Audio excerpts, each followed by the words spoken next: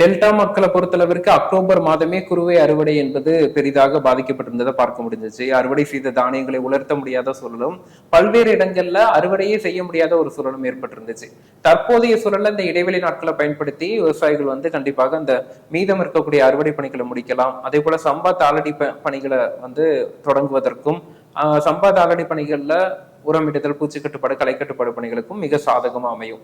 அதே சமயத்தில் மீண்டும் சம்பா அறுவடை சமயத்துல இந்த ஜனவரி மாதம் நீடித்து பெய்யக்கூடிய மழையினால மீண்டும் விவசாயிகளுக்கு பாதிப்பு ஏற்படுவதற்கும், அறுவடையில் இடையூறும் அறுவடையில் பாதிப்பும் ஏற்படுவதற்கான வாய்ப்புகள் இருக்கு என்பதுதான் இப்ப தற்போது இருக்கக்கூடிய வானிலை அமைப்பு.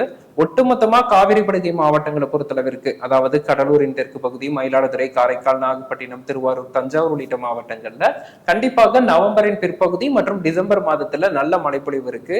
இயல்புக்கு அதிகமான மழைப்பொழிவை இந்த ஆண்டு நம்ம எதிர்பார்க்கலாம். அனைத்து நீர்நிலைகளும் நிரம்பும் அளவிற்கு மழைப்பொழிவை நம்ம எதிர்பார்க்கலாம் காவிரி படுகை மாவட்டங்கள்ல.